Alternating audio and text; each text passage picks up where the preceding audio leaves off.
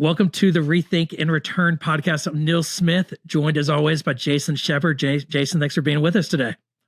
Hey, Nils, thanks for helping host this podcast that I don't know how to lead, but I'm my name's on it. But man, you lead this thing so well. You lead these conversations great. I'm so glad to be in this conversation with you all the time. Thank you. Yeah, me too. I am having a blast learning from your transparent leadership and learnings along the way. And you and I continue to have such interesting conversations about as we're rethinking and returning.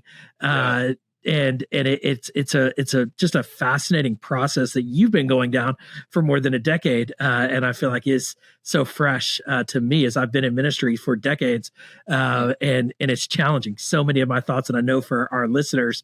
And so today we're talking about distributed leadership.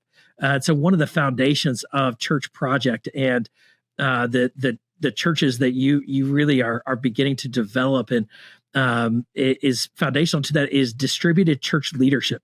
So can you talk a little bit about where does even that word of what does that mean, distributed church leadership, and where did that philosophy come from? Yeah. Well, and by the way, we could have recorded the conversation we had before we hit record on this, and that would have been a great podcast too. I love your passion for the church. So thank you for, digging into the book and digging into these conversations and helping facilitate this conversation, because I think it needs to be had. And in the circles that I'm in with church planters and pastors in a lot of places, this is a topic that I feel like people are wrestling with and a lot of people have missed, and we haven't known what to do. And it wasn't really modeled for us for a very long time.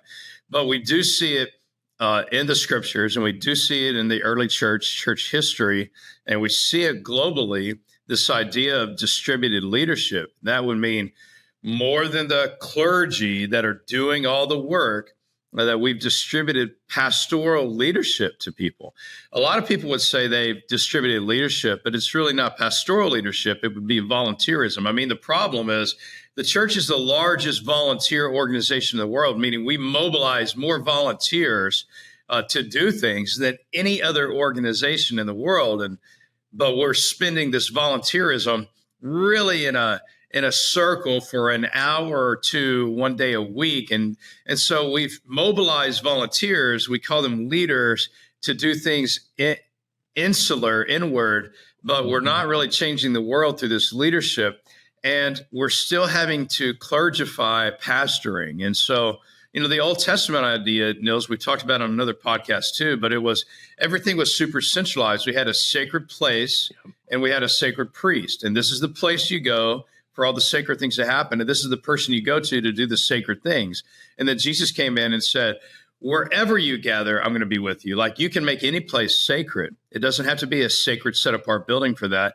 And then you're a royal priesthood. And so we see the Apostle Paul doing this. He would go to a place and he would distribute pastoral leadership. It didn't mean that they didn't have some oversight or some instructions or training, but he identified and empowered people to pastor well beyond what we would call the clergy today. And so we're talking about distributing pastoral leadership beyond the clergy. And actually, very few people are doing that. They're raising up volunteers and they're raising up leaders to lead some ministries, but distributing pastoral leadership, most of that's reserved for the clergy today. And Jason, when I hear about a term like priesthood of the believer, I heard that term for the first time, and I'm embarrassed that it took me this long in seminary. But even in seminary, I was like, oh, the fascinating theology, that fascinating. But then even after seminary, I was like, I never saw it fleshed out. And I think I saw, priesthood of the believer, meaning we're going to send you out into your workplace to do evangelism, but not to do that pastoral, or priesthood type of empowerment. Why is it that you think churches today have abandoned that theology, at least in practice, of priesthood of the believer? Well, I mean, we could easily go back in church history. I mean, I'm not a church historian to a great degree, but enough to know where history in the church really tilted away from what Jesus started, what the Spirit birthed at Pentecost, what the Apostle Paul planted and perpetuated what we see happening for several centuries. In the 4th century Constantinople, boom, let's super centralize things again.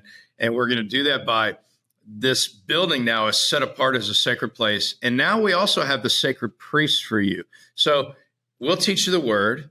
You don't need to do that for yourself. So we'll do that for you. We'll baptize you. We'll do the communion for you. We'll do all these things for you. And so we super centralize this. And really, we have an Old Testament priesthood theology being worked out now. We have the elevated and the separated clergy. And we also do that with a place. And so every one of us listening to this has grown up in some form of that, where we have this identified clergy who's been appointed to do all the priestly things for us. And it's a wild thing to consider breaking away from that. Some things in that are pure. There are people who have been, uniquely gifted and called by God to, I think, devote their lives vocationally to the church, meaning I'm going to give all my time to this, like Paul did it whenever he could, whenever it was right. But there are people to do that. But the whole point of that was to equip other people to do this pastoral priestly work. Instead, we look for people to do that priestly work themselves. Mm. And really, it comes down to our ecclesiology, which is a lot of what we talk about on here, just our theology of the church. And so something's got to shift as we're rethinking. We've got to return to what was the original pursuit of that. But every one of us have grown up in that. And by the way, it was the Old Testament way of doing things, but Jesus came and really interrupted it and redirected it. Yeah. We've reverted back to it. So it's so interesting, and it is a natural, I think, cycle that happens, and it's a tension I think we've got to lean into. I wonder, Jason, about even when do you empower? When do you maybe hold back empowering a leader? And I think about myself as a leader I was first empowered in youth ministry as a 19-year-old. I'd been saved about a year and a half. I was over-empowered, and I was teaching bad theology, and I wasn't ready. I feel like as I look back, and then I think at other times where I hoarded ministry from others and just did it myself. And I'm probably most convicted in that area where in many ways by being thrown into the fire, it actually developed me as a leader. And, there wasn't great damage done, but there is a tension here of we sometimes won't empower because we don't feel like people are ready. But how do you identify who are leaders that are ready to be empowered, especially as you think about, house church pastors and that level of empowerment? Yeah. Well, I think that's a great question, but the problem is we don't really have a context for most people to answer that. Most people they're running programs or classes, and we're looking to empower people to lead those. And so who can help lead this program or who can help lead this class? And that's what we're looking for people to empower. And I was empowered to do that too. Did it help me develop my leadership? Absolutely. Did I learn it? Correct doctrine along the way? Absolutely. Teaching some things forced me to learn more and make sure that my doctrine was correct. All these things are absolutely true. And there's some benefit in that. But again, I think as we use another verse, the principle of it to apply here, those things have a form of godliness, but I think deny its full power. What God wanted it to happen is everybody to have pastors available to them. We can clearly go back to Paul telling Titus chapter 1, go and appoint elders in every city as I directed you. These are going to be people who are pastoring people in their own town. Everybody had a close proximity to a pastor, and it wasn't Paul. And it wasn't Titus. It wasn't Titus, you go to these people and pastor them, or all these people need to get to Titus, wherever he chose to live. It was, no, let's give a pastor available to all the people. And there were qualifications for sure. Where we get the qualifications of elders is to Paul telling Timothy, these are the people you raise up, to Paul telling Titus, these are the qualifications of the people you raise up. And then Titus chapter 2, verse 1, teach them what's in accord with sound doctrine. You have to teach these people sound doctrine. So we, of course, have to have processes whereby are these people qualified? Do they have the biblical qualifications? And do they have the personal qualities of somebody who can be a pastor? And do they have sound doctrine? And if not, we need to develop them. But our job is to go identify people like Paul did with Timothy. He went to a town and he said, I saw God's hand on your life, so I called you into this work with me. And so that's part of our job as overseers, as pastors of things, is to find people and help them step into this calling. And so, our hope and process is that, and our way is that within every house church, a house church pastor is helping find that next person, saying, I see these qualifications and qualities and this calling in your life, and I want to help you develop it. So I think, Nils, the problem, we all have the same Bible, but we're not all working in the same context. And some of us, like I did for many, many years, are working in a context that's a little extra biblical. Again, it's not bad, but it's missing the fullness of it. And most of it would be sitting in seats for a service or engaging in a program. Those things have some good things. But beyond that, who's really pastoring me in my community? Who's a pastor in super close proximity to me? I mean, we see in the New Testament, these people were pastoring people on a regular basis. There was super close proximity into people's lives and the way that they formed community. And most of us have missed that. Yeah, that's so good. I think at the end of the day, what I'm hearing is it doesn't happen accidentally. It happens very intentionally and thoughtfully. And then that comes with, take the people that you have then initially empowered and ask them, who are they being intentional with? And this isn't going to happen unintentionally. What, as you think about then capacity of a house church pastor, or maybe even your staff pastors that then pastor house church pastors, do you have a capacity limit of like, okay, you can only have up to 20 people in your house church, or you're going to hit kind of maximum capacity of how you can effectively shepherd? How do you navigate that from a threshold standpoint of empowerment and capacity? Well, what we're trying to do is empower people who are not quote unquote clergy, wherever we get that word, right? So we're trying to empower, firemen and doctors and teachers and attorneys. And really, literally, we have, all these kinds of people are house church pastors. That's who we're empowering and identifying and equipping to be pastors. And so they have to do their job and do it well in the marketplace. That's a big part of their ministry too. Yeah. And so, and then they need to lead their family well, their marriage well. So these are things that we're very concerned about, like the holistic health of somebody. But if somebody has a calling and a gifting on their life to be a pastor, they want to do that. They want to, this is their ministry. This is what they know God's called them to do. And so we're giving them an opportunity to do it. But our job is also to oversee them and help and support them. And so, a lot of times, Nils, people will ask the question, what's the ideal size for a group? So how healthy can a house church pastor be pastoring a certain size? And my answer always is medium. Small feels too small. Like, hey, this is too small. Like, why is our house church so small? Like, are we not engaging other people in gospel conversations? Are people coming here and not coming back because they don't feel accepted in this community? I think in another podcast, we'll get into those kind of things. Yeah.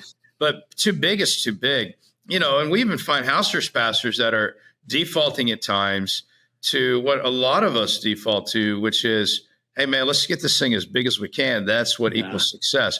And for us, healthy things equal success, not the size of things, the quality of something versus the quantity of something. Quantity oftentimes, like if something gets so big and we don't have another house church pastor to come in, well, that's a quality thing. We haven't been developing another pastor very well. Why haven't we done that? If it's so small, it's a quality thing. It's a health thing. Why aren't we reaching more people here? Are people not bringing people into this? So, we look at that. Every pastor needs a pastor. And so all of our house church pastors have a pastor who spends time with them on a monthly basis and more through other mechanisms. Again, we'll talk about that another time. But the questions we ask them we talk about their personal life, their personal health, their marriage, their walk with Jesus, their parenting, all those things.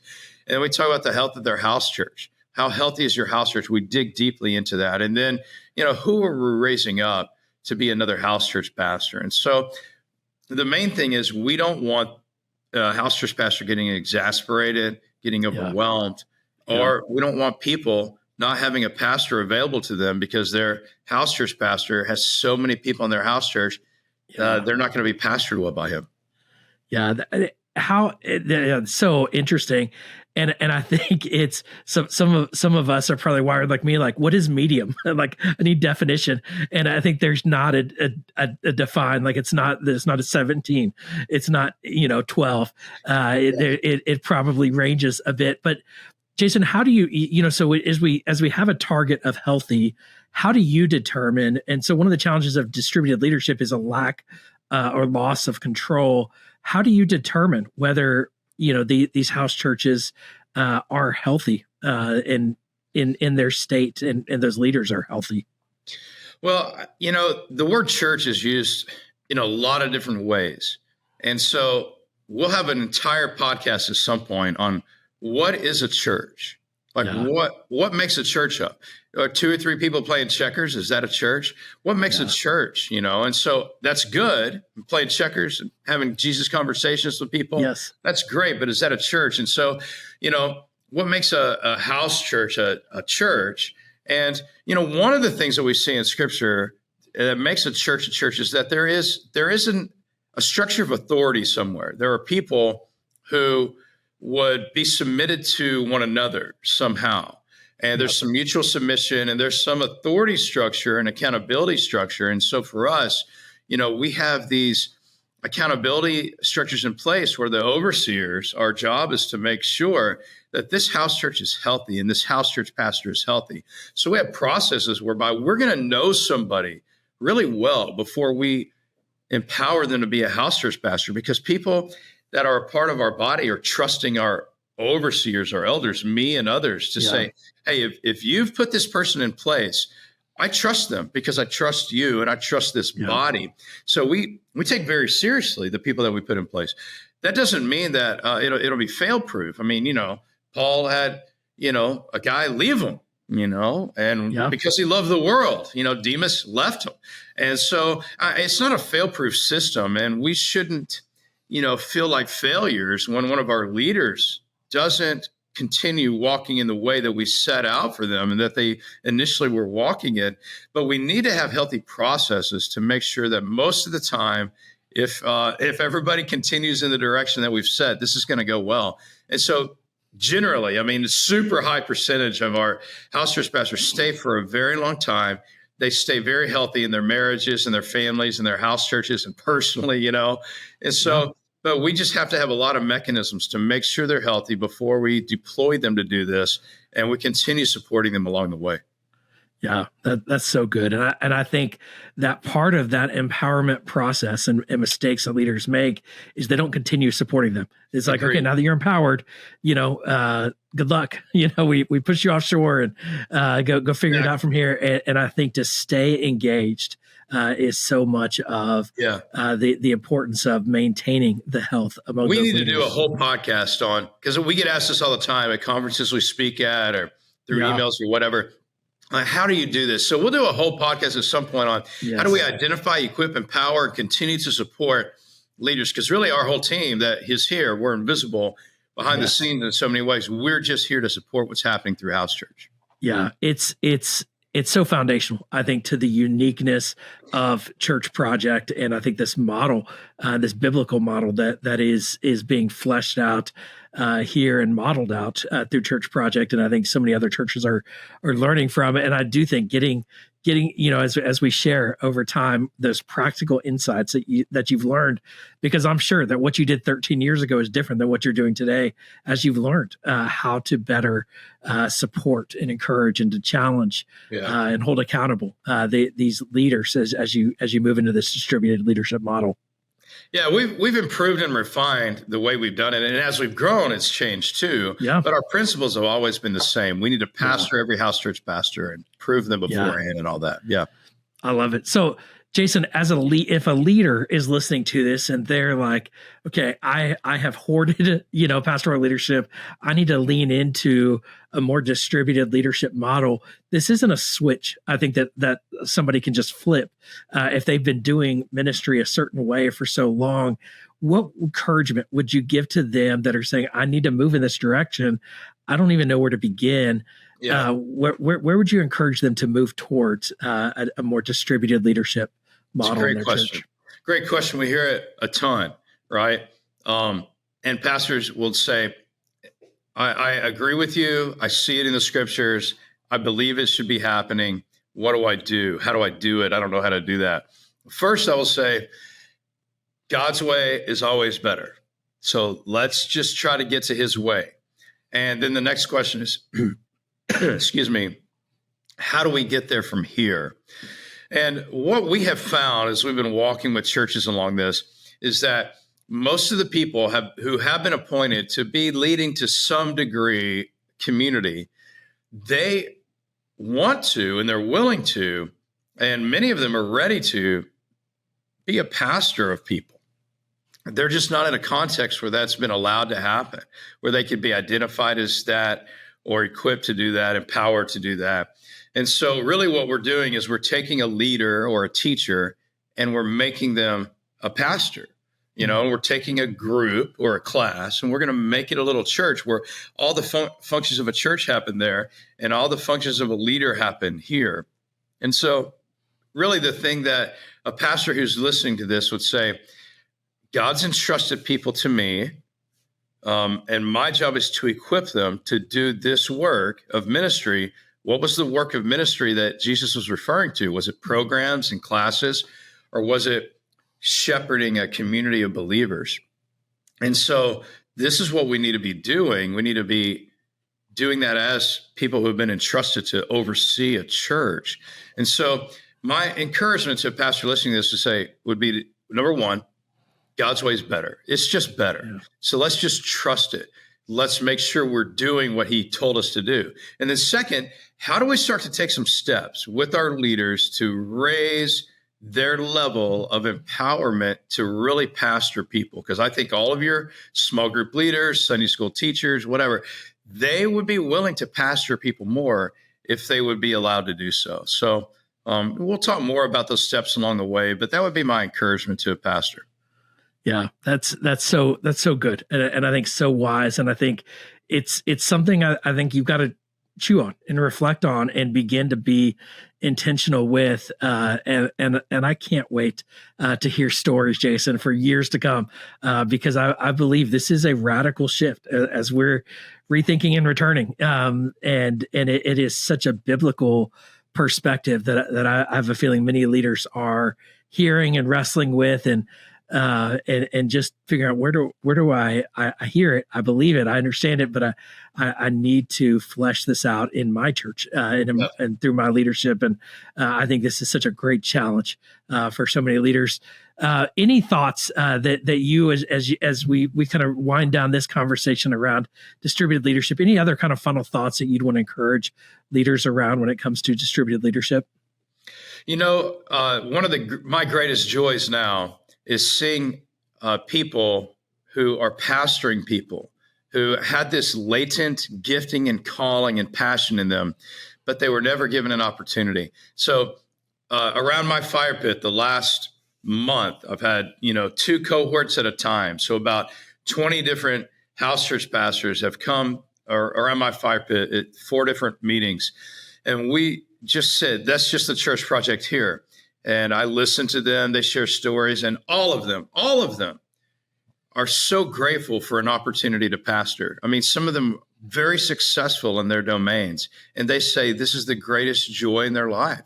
I see people pastored so well because I couldn't hire enough staff here to do that, but our house church pastors are doing that. So I would be robbing house church pastors of a beautiful opportunity to pastor people if we didn't follow this. I'd be robbing our people of being pastored better. So, it can happen. I've seen it happen. I'm seeing it happen. It's a great joy. And I encourage you to really press into this distributed leadership doctrine and see if you're practicing it, and then let's move ahead in it. I love it.